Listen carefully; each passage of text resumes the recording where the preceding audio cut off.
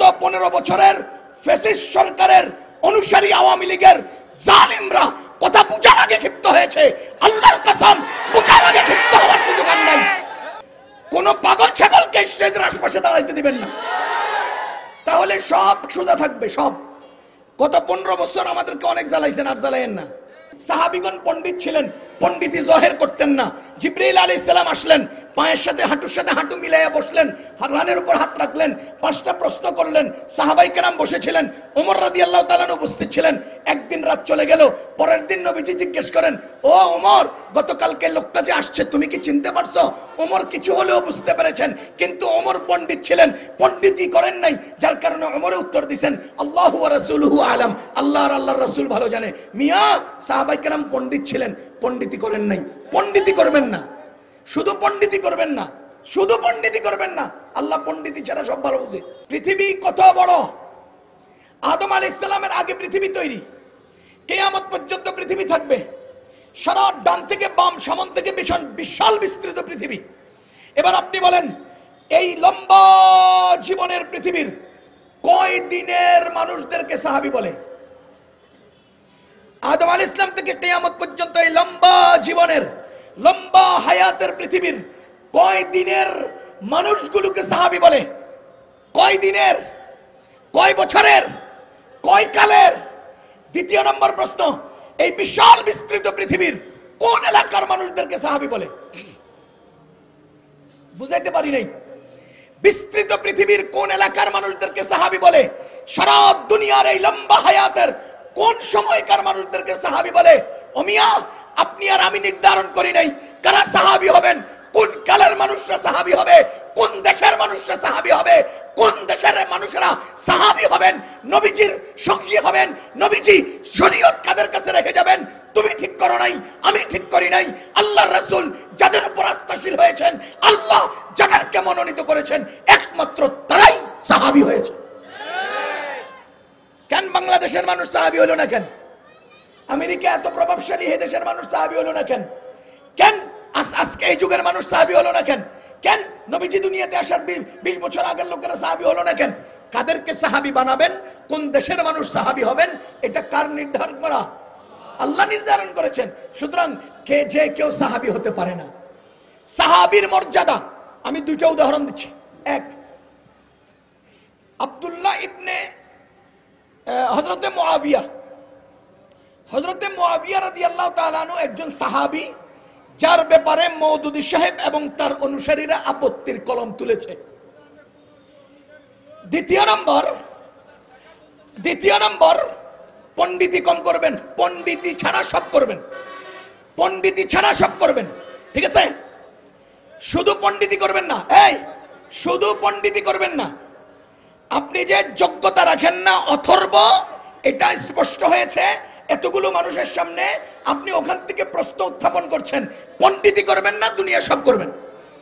আসেন আমার কথা শেষ করি। আপনার প্রশ্ন জানার দরকার হলে আমার কাছে জিজ্ঞেস করবেন। পেছনে সাহাবায়ে কেরাম, এই কেউ কথা বলবেন না।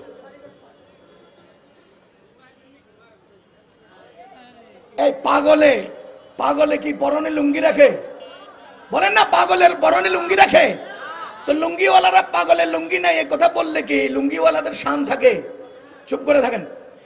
তো সাহাবায়ে কেরামের মধ্যে একজন ব্যক্তি হযরতে মুআবিয়া রাদিয়াল্লাহু আনহু, আর সাহাবী নন, পরবর্তী একজন বাদশা হযরতে ওমর ইবনে আব্দুল আজিজ রাহমাতুল্লাহি আলাইহি। কথা বুঝেন, যোগ্যতা থাকলে কথা বুঝবেন, বুঝার আগে কোনো উত্তর করবেন না। গত 15 বছরের ফ্যাসিস্ট সরকারের অনুসারী আওয়ামী লীগের জালিমরা কথা বুঝার আগে ক্ষিপ্ত হয়েছে। আল্লাহর কসম, বুঝার আগে ক্ষিপ্ত হওয়ার সুযোগ আর নাই। ওরা বুঝার আগে ক্ষিপ্ত হইতো, আর সময় দেওয়া যাবে না। বুঝার আগে কাউরে ক্ষিপ্ত হওয়ার সুযোগ দেওয়া যাবে না। আমি জোরালো কণ্ঠে বলেছি, কোন অশিক্ষিত গন্ড মূর্খকে স্টেজে উঠতে দিবেন না, কোন পাগল ছাগলকে স্টেজের আশপাশে দাঁড়াইতে দিবেন না, তাহলে সব সোজা থাকবে। সব গত 15 বছর আমাদেরকে অনেক জ্বালাইছেন, আর জ্বালাইয়েন না। 15 বছর কথা কইতে সুযোগ দেন নাই, 30 বছর বলতে থাকবো, 30 বছর বলবো। মিয়া পণ্ডিতি করবেন না। কাবুরা মাকতান ইনদাল্লাহি আন তাকুলু মা লা তাফআলুন, আল্লাহর কাছে সবচেয়ে বড় অপরাধ পণ্ডিতি। এই সূরা সফের এই আয়াতের কি অর্থ জানেন? আল্লাহর কাছে সবচেয়ে বড় অপরাধ পণ্ডিতি। সাহাবীগণ পণ্ডিত ছিলেন, পণ্ডিতি জহের করতেন না। জিবরাইল আলাইহিস সালাম আসলেন, পায়ের সাথে হাঁটু মিলাইয়া বসলেন, রানের উপর হাত রাখলেন, 5টা প্রশ্ন করলেন। সাহাবাই কেরাম বসেছিলেন, ওমর রাদিয়াল্লাহু তাআলা উপস্থিত ছিলেন। একদিন রাত চলে গেল, পরের দিন নবীজি জিজ্ঞেস করেন, ও ওমর, গতকালকে লোকটা যে আসছে তুমি কি চিনতে পারছো? ওমর কিছু হলেও বুঝতে পেরেছেন, কিন্তু ওমর পণ্ডিত ছিলেন, পণ্ডিতি করেন নাই, যার কারণে ওমরে উত্তর দিয়েছেন আল্লাহু ওয়া রাসূলুহু আলাম, আল্লাহ আর আল্লাহর রাসূল ভালো জানে। মিয়া, সাহাবাই কেরাম পণ্ডিত ছিলেন, পণ্ডিতি করেন নাই। পণ্ডিতি করবেন না, শুধু পণ্ডিতি করবেন না, শুধু পণ্ডিতি করবেন না। আল্লাহ পণ্ডিতি ছাড়া সব ভালো বুঝে। কথা বুঝতেছেন? পণ্ডিতি করেন না। তো মুআবিয়া রাদিয়াল্লাহু তাআলা তিনি কারো কারো আপত্তির, ওমর ইবনে আব্দুল আজিজ কারো আপত্তির না। মুআবিয়া সাহাবী, ওমর ইবনে আব্দুল আজিজ সাহাবী না। আপনারা কি বুঝতেছেন? এবার আসেন, আব্দুল্লাহ ইবনে মুবারক রহমতুল্লাহি আলাইকে একজন এসে জিজ্ঞেস করতেছে যে মুআবিয়ার দাম বেশি না ওমর ইবনে আব্দুল আজিজের দাম বেশি? উনি কয়, কিরে তুমি কি ধরনের প্রশ্ন করলে এটা? কয় না, আমার একটু জানার আগ্রহ। আব্দুল্লাহ ইবনে মুবারক রহমতুল্লাহ আলাইহি উত্তর দেন, মুআবিয়া নবীজির সাথে যুদ্ধে গিয়েছিলেন? কয় জি গিয়েছিলেন। কয় উনি ঘোড়া ব্যবহার করেছেন? কয় জি করেছেন। ওনার ঘোড়ায় ময়দানে উঠতে মানে যখন যুদ্ধ করছিল তখন উড়ে উড়ে বালু রাস্তায় যখন ময়দানে উঠতেছিল, ঘোড়ায় নিঃশ্বাস নেওয়ার সময় নাকে দিয়া বালু প্রবেশ করেছিল? কয় জি করেছিল। আব্দুল্লাহ ইবনে মুবারক বলে, শুনো, মুআবিয়ার ঘোড়ার নাকে যেই বালু প্রবেশ করেছে ওই বালুও ওমর ইবনে আব্দুল আজিজের চেয়ে দামি। ওমর ইবনে আব্দুল আজিজের দাম কত? মুআবিয়ার ব্যবহৃত ঘোড়ার নাকে প্রবেশ করা বালুর চেয়েও কম। 100,000 আবু হানিফা হাম জুনাইদ খাকে পায়ে বু হুরায়রা না রসদ। 1000 আবু হানিফা, 1000 জুনাইদ বাগদাদি, একজন আবু হুরায়রার পায়ের ধুলা সমানো হবে না। তুমি কে মিয়া? তুমি কে সাহাবীর ব্যাপারে আপত্তি উঠাও? 2 নম্বর উদাহরণ আমি খুব সংক্ষেপে বলবো, বলতে গেলে লম্বা কথা। আপনারা জানেন মুসা আলাইহিস সালাতু ওয়াস সালাম মাদায়েন থেকে যখন মিশরের দিকে যান, ওই যে ফেরাউনের বাড়িতে যাবে, ফেরাউনকে দাওয়াত দিবেন, যাওয়ার পথে ওনার স্ত্রীর সাথে ছিলেন, তিনি একটু আগুনের দরকার হলো পাহাড়ের পাদদেশে, তিনি স্ত্রী এবং অন্যান্যদেরকে সাথে রেখে গিয়ে পাহাড়ের পাদদেশে গেলেন। আল্লাহ তাআলা মুসা আলাইহিস সালামকে ডাক দিয়ে বললেন, হে মুসা, ইন্নাকা বিল ওয়াদিল মুকদ্দাসি তুয়া, তুমি একটা পরিচ্ছন্ন পবিত্র জায়গায় এসেছো, জুতাগুলো খোলো। মুসা, তোমার হাতে এটা কি? তিনি বলেন, এটা আমার লাঠি। ছেড়ে দাও লাঠি। তিনি লাঠিটা ছাড়লেন, ওই লাঠি ফাইদা হিয়া হাইয়াতুন তাসআ, সেটা একটা সাপ হয়ে ওই সাপটা আবার ছটফট শুরু করছে। মুসা আলাইহিস সালাম দীর্ঘ 12 বছর এইটাকে লাঠি হিসেবে ব্যবহার করলেন। হাতের লাঠি মাটিতে পড়ে সাপ হয়ে গেল। তিনি এই সাপ দেখে ভয় পেয়ে গেলেন। আল্লাহ বলেন, লা তাখাফ খুযহা, ভয় পেও না, ধরো, সানুঈদুহা সিরাতাহাল উলা, আমি তোমার হাতে আবার স্পর্শ লাগার সাথে সাথে এটাকে আবার লাঠি বানিয়ে দেব। এই ঘটনাটা ঘটালেন কেন? পাহাড়ের পাদদেশে একাএকি মুসা আলাইহিস সালামকে আল্লাহ স্বয়ং প্রশিক্ষণ দিচ্ছেন। শোনো, ফেরাউনের কাছে গেলে এই টাইপের একটা খেলা হবে, আসেন খেলা হবে, আজকে সব পালাইয়া বেড়াইছে। সূরা ইউনূসের মধ্যে আপনারা পড়ছেন না, ওয়াকালা ফিরআউনু তুনি বিকুল্লি সাহিরিন, হাফেজ সাহেবরা বলেন না, বিকুল্লি সাহিরিন আলিম। ওয়াকালা ফিরআউন, ফিরআউনে বলতেছে, ইতুনি, আমার কাছে নিয়ে আসো, বিকুল্লি, সব, সাহিরিন, খেলোয়াড়, আলিম, শিক্ষিত, সব শিক্ষিত খেলোয়াড়দেরকে আমার কাছে নিয়ে আসো। আর আওয়ামী লীগে সব অশিক্ষিত খেলোয়াড় দিয়া আমগুলোকে খেলা লেছে। ফেরাউনের শিক্ষিত খেলোয়াড়রা তো মিয়া কিচ্ছু করতে পারে নাই, আপনাকে অশিক্ষিত খেলোয়াড়রা ডুইবা যাবো, আমরা কত জোরে কইছি, বুঝেন নাই কথা ঠিক? যাহা হোক, আল্লাহ তাআলা, আমি যেটা বলতেছিলাম, এই বর্ণনা দিলে অনেক দূর চলে যাবে। আল্লাহ তাআলা কি বলতেছেন? মুসা আলাইহিস সালামকে লাঠিটা ফেললেন, ধরলেন, মুজিজা শিখালেন, খেলা শিখালেন, খেলাতে বিজয়ী হওয়ার রাস্তা বুঝালেন। এরপরে বলেন, ইযহাব ইলা ফিরাউন, তুমি যাও ফিরাউনের কাছে। ভাই বলেন তো, ইযহাব ওয়াহিদে মুযাক্কারের সিগা কিনা? ওয়াহিদে মুযাক্কারের সিগা কিনা? মুসা আলাইহিস সালাম কয়জন? একজন। এবার মুসা আলাইহিস সালাম আল্লাহ তাআলার কাছে কি বলতেছেন? আল্লাহ, ওয়াজআলনি ওয়াজিরাম মিন আহলি, আমার পরিবার থেকে আমার একজন ওয়াজির দেন। হারুন আখি, যিনি আমার ভাই হারুন। এবার আল্লাহ তাআলা বলেন কি, আমি মুসার দাবি পূরণ করলাম, হারুনকে তার সঙ্গী বানালাম। এবার বলেন তো এখানে মানুষ কয়জন হলেন? আল্লাহ তাআলা এবার নির্দেশনা কি দিলেন? কালা ইযহাবা ইলা ফিরাউন, যাও তোমরা দুইজন। এটা কি তাসনিয়া মুযাক্কার হাজির না? তাসনিয়া মুযাক্কারের সিগা আমরা হাজির মারুফ, ইযহাবা ইলা ফিরাউন। এবার মুসা আর হারুন দুইজনে কি বলতেছেন? কালা, এরা দুইজন বলেন রব্বানা, হে আমাদের রব, ইন্নানা, নিশ্চয় আমরা দুইজন, নাখাফু, ভয় পাচ্ছি, আইয়াফরুতা আলাইনা আও আইয়াতগা, ফিরাউন আমাদের উপর বাড়াবাড়ি করবে। খুব খেয়াল করেন, মুসা আলাইহিস সালাম নবী ছিলেন কিনা? রাসূল ছিলেন কিনা? হারুন আলাইহিস সালাম নবী ছিলেন কিনা? হ্যাঁ, নবী ছিলেন কিনা? তাহলে মুসা আলাইহিস সালাম নবী, হারুন আলাইহিস সালাম নবী, দুইজন যাচ্ছেন। যখন বললেন যে ফিরাউনের কাছে যাও, একজন ফিরাউনের কাছে যাও, ফিরাউন দলবল নিয়ে থাকবে, ফিরাউন সব সৈন্যদেরকে আনবে, ফিরাউন সব খেলোয়াড়দেরকে জমাবে, সব ঠিক আছে। কিন্তু আল্লাহর নির্দেশ ছিল ইলা ফিরাউন, একজন ফিরাউনের কাছে তুমি যাও। তখন তিনি বলেন কি, ইন্নানা নাখাফু আইয়াফরুতা ওয়াহিদিস সিগা আও আইয়াতগা ওয়াহিদিস সিগা, আল্লাহ, ফিরাউন আমাদের উপরে বাড়াবাড়ি, জুলুম, অত্যাচার এবং অন্যায় আচরণ করতে পারে। তখন আল্লাহ কি বলেন? কালা ইন্নানা নাখাফু, কালা লা তাখাফা, তোমরা দুইজন ভয় পেও না। তাসনিয়া মুযাক্কারের নাহির সিগা, লা তাখাফা, লা তাখাফা, তোমরা ভয় পেও না। ইন্নানি মাআকুমা, আমি তোমাদের দুজনের সাথে আছি। আসমাউ ওয়ারা, শুনতেছি, দেখতেছি। এবার বলেন, মুসা আলাইহিস সালামের সাথে কে ছিলেন? হারুন। মুসা আলাইহিস সালামের সাথে কে ছিলেন? হারুন। এবার বলেন, তারা দুইজনে একাত্রে বলছেন আমরা ভয় পাচ্ছি। কথা বলেন, তারা দুইজনে কি বললেন? আমরা ভয় পাচ্ছি। এবার তাদেরকে ভয় পাইও না, অভয় দিলেন কে? আল্লাহ। এবার আমি আপনাকে জিজ্ঞেস করতে চাই, আমাদের নবীজি যখন মক্কা থেকে হিজরতে মদিনায় যায়, সাথে কে ছিলেন? আবু বকর কি রাসূল ছিলেন?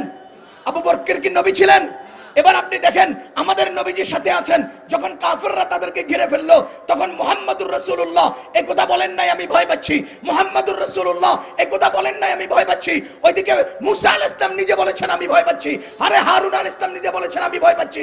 আর এখানে আমাদের নবীজির সাথে যে সাহাবী বলতেছেন ইয়া রাসূলুল্লাহ ভয় পাচ্ছি, আর ওখানে আল্লাহ বলতেছেন ভয় পাইও না, এখানে রাসূল বলতেছেন লা তাখাফ, ভয় পাইও না। আপনারা বুঝেন নাই, আমার উপরের ক্লাসের ছাত্র ভাইরা বুঝবেন। ওখানে রাসূল বলতেছেন ভয় পাচ্ছি, এখানে উম্মত বলতেছেন ভয় পাচ্ছি। ওখানে আল্লাহ বলতেছেন ভয় পেও না, এখানে রাসূল বলতেছেন ভয় পেও না। কথা কি বুঝতেছেন? এই হলো সাহাবীর মর্যাদা, এই হলো সাহাবীর মর্যাদা। সেখানে রাসূল যা বলেন, এখানে সাহাবী তা বলেন। সেখানে আল্লাহ যা বলেছেন, এখানে রাসূল তা বলেছেন। তার মানে হলো রাসূল অতীতের আমাদের সাহাবী অতীতের নবীগণের মঞ্জলা রাখে।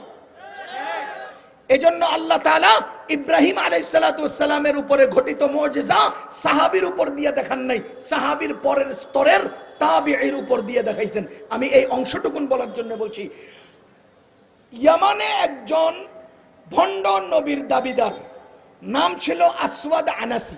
কি নাম? আসওয়াদ আনাসি। সে দাবি করছে আমি রাসূল, আমি নবী। আমাদের নবীজি আগে বলে দিয়েছেন আনা খাতামুন নবিয়্যিন লা নাবিয়্যা বাদি, আমার পরে 30টা ভণ্ড মিথ্যাবাদী নবী দাবি করবে। তো আসওয়াদ আনাসি সত্য না মিথ্যা? সে নবুয়তের দাবি করছেন। তো আমাদের মুসলমানদের একজন তাবিঈ, তিনি নবীজিকে দেখেন নাই, সাহাবীকে পেয়েছেন। তার নাম ছিল আবু মুসলিম খাওলানি রাহিমাহুল্লাহ তাআলা। আবু মুসলিম খাওলানি রাহমাতুল্লাহি আলাইহি, তিনি আসওয়াদ আনাসির সামনে গিয়ে বলে, তুই মিথ্যুক, তুই ভণ্ড, তুই কাজ্জাব, তুই দাজ্জাল, তুই সবচেয়ে নিকৃষ্ট জানোয়ার, মানে সবকিছু বলছে। তখন আসওয়াদ আনাসি চিন্তা করলো যে এই লোকটার তো শাস্তি দেওয়া উচিত। তার লগে কিছু লোক জমা হয়েছে। আপনারা মনে রাখবেন, আপনি যতই একেবারে নাম করা নিকৃষ্ট মিথ্যাবাদী, চোর, ডাকাত, লুচ্চা, আরো কিছু হন, সমাজের মধ্যে আপনারে সাপোর্ট দিবার লোক জমা হয়ে যায়। এটা জানোয়ার, এরপরে এর পিছনে কত লোক ছুটে। এটা একেবারে মানে মার্কা মারা চোর, এরপরে দিয়ে এর পিছনে পিছনে কত লোক। তাহলে আসওয়াদ আনাসি মার্কা মারা কাজ্জাব, আসওয়াদ আনাসি মার্কা মারা মিথ্যাবাদী, এরপরে তার দলবল হয়ে গেছে। এখন তার দলবল লোকজন হুকুম করছে, পরামর্শ দিছে যে হে নবী, আপনি এক কাজ করেন, আবু মুসলিম খাওলানিকে একটা গর্ত করে আগুন জ্বালিয়ে আগুনের মধ্যে ছেড়ে দেন। তো সে তাই করলো। উত্তপ্ত আগুনের মধ্যে আবু মুসলিম খাওলানিকে ছেড়ে দিল। মজার ঘটনা শুনেন। আবু মুসলিম খাওলানি রহমতুল্লাহ আলাই পানির নিচে কিছুক্ষণ থাকে, আগুনের মধ্যে কিছুক্ষণ ছিলেন, অনেকক্ষণ পর্যন্ত আগুনে বসে রইলেন। এরপরে নিরাপদ, অক্ষত, পরিপূর্ণ, সুস্থ সবল উঠে উঠলেন, একেবারে অক্ষত উঠে আসলেন। কাপড়টাও জ্বলে নাই, সুতাটাও জ্বলে নাই, শরীর তো স্পর্শ করেই নেই। এখন এই খবর পুরা ইয়ামানে বাই দবাই ছড়িয়ে গেল সবার কাছে। এবার উনি যখন আগুনে ফালাইয়াও কিছু করতে পারে নাই, এতদিন আমগুলো হুমকি দিছস, মাইরালামু, কেটালামু, ধরালামু, ছিঁড়া ফেলমু, এরপরে আগুনে ফালাইছস, কিছু করতে পারস নাই, তার মানে তুই আমার আর কিছু করতে পারবি না। এখন আসওয়াদে আনাসি ভণ্ড এই বক্তব্য আবু মুসলিম খাওলানি আগে যদি এক জায়গায় দিতেন, এখন 100 জায়গায় দেন। আগে যদি একবার বলতেন, এখন 100 বার বলেন। আগে যদি উচ্চ নিচু আওয়াজে বলতেন, এখন উঁচু আওয়াজে বলেন। এই যে আসওয়াদে আনাসি ভণ্ড, তো এতদিন পর্যন্ত চেষ্টা করছে রুখতে, এখন আর রুখতে পারে নাই।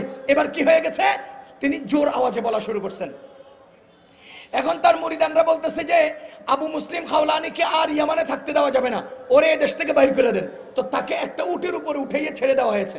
হ্যাঁ, তিনি সেখান থেকে রওনা দিয়ে সোজা মদিনায় চলে আসছেন। তো এই যে সংবাদটা ব্যবসায়ীদের মাধ্যমে বাই দুবাই মদিনায় আগেই চলে আসছে। যখন আসওয়াদ আবু মুসলিম খাওলানি রহমতুল্লাহ আলাই মসজিদে নববীতে প্রবেশ করলেন, একটা পিলারের সামনে দাঁড়িয়ে নামাজ পড়তে লাগলেন। এমন সময় ওমর রাদিয়াল্লাহু তাআলা আনহু ভিতরে ঢুকলেন, দেখলেন যে একজন অচেনা অপরিচিত লোক নামাজ পড়ছে। তিনি পেছনে চুপচাপ বসে রইলেন। এরপরে ওই লোকটা নামাজ শেষ করলেন। শেষ করার পরে তিনি উঠে সালাম দিলেন, মুসাফাহা করলেন, খোঁজ খবর জিজ্ঞেস করলেন আপনি কোত্থেকে আসছেন? বলেন যে আমি ইয়ামান থেকে আসছি। তখন ওমর রাদিয়াল্লাহু তাআলা আনহু সাথে সাথে জিজ্ঞেস করেন, আচ্ছা আচ্ছা তাই নাকি, আমাদের ওই ভাই সম্পর্কে আপনি কি কিছু জানেন, যে এই ভাইটাকে আসওয়াদে আনাসি আগুনে ফেলে দিয়েছিল আর তিনি অক্ষত উঠে আসছেন? আপনি কি আমাদের ওই ভাই সম্পর্কে কিছু জানেন? বলেন তো প্রশ্ন করছে কাকে? ঘটনা ঘটছে যার সাথে। উনি এবার বলতেছে, হ্যাঁ হ্যাঁ আমি চিনি, ওই লোকের নাম আবু আব্দুল্লাহ। আপনারা জানেন আরবিরা নিজের আসল নামের চেয়ে উপনাম বলতে বেশি স্বাচ্ছন্দ্য বোধ করে। তিনি বলতেছেন তার নাম আবু আব্দুল্লাহ। কিন্তু বিচক্ষণ, দূরদর্শী এবং চৌকস ওমর রাদিয়াল্লাহু তাআলা তার বর্ণনা, চেহারা, শারীরিক গঠন সবকিছু মিলিয়ে বুঝতে পারছেন লোক যে তিনি। চোখের দিকে তাকাইয়া বলেন, আপনি না তো সেই লোকটা, আপনি না তো? তিনি মাথা নিচের দিকে বিয়ে বলেন যে জি আমি সেই লোকটা। ওমর রাদিয়াল্লাহু তাআলা আনহু বুকে জড়িয়ে নিলেন, কপালে চুমা খেলেন। হযরতে আবু বকর রাদিয়াল্লাহু তাআলা ততক্ষণে খলিফা নির্বাচিত হলেন, তার কাছে নিয়ে গেলেন। নিয়ে গিয়ে বললেন, আমিরুল মুমিনিন, একজন ব্যক্তির উপরে ইব্রাহিম আলাইহিস সালামের যেই মুজিজা প্রকাশিত হয়েছে, সেই মুজিজা আমাদের নবীজির খতমে নবুয়তের পক্ষে এই মুজিজা প্রকাশিত হয়েছে আবু মুসলিম খাওলানির উপরে, আবু আব্দুল্লাহর উপরে। তাকে না দেখিয়ে, তাকে বুকে না এনে, তাকে সাক্ষাৎ না দিয়ে আল্লাহ দুনিয়া থেকে আমাদেরকে নেন নাই।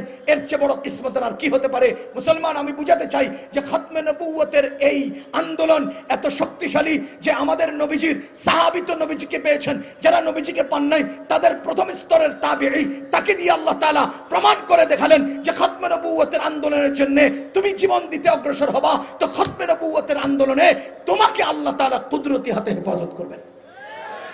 এজন্য আমি বলবো এই যুগের সবচেয়ে বড় শক্তিশালী আন্দোলন খতমে নবুয়তের আন্দোলন। এই যুগে সবচেয়ে বড় রাজনীতি খতমে নবুয়তের আন্দোলনের রাজনীতি।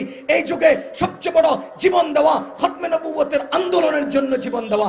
দুনিয়ার চলমান এই রাজনীতি বহুবিধ, ডান আছে, বাম আছে, সামনে আছে, পিছ আছে, ওয়ালের পিছন আছে, সামনে আছে, আরে পর্দার আড়ালে আছে, পর্দার সামনে আছে, বিভিন্ন রূপরেখা, বিভিন্ন সুরত, বিভিন্ন আকার আকৃতি। আমরা এই জন্য চলমান রাজনীতি বুঝি না, আমি এই জন্য রাজনীতির সাথে নাই। কিন্তু খতমে নবুয়ত আন্দোলন ঠিক মতোই বুঝি, যে যেভাবে খতমে নবুয়তের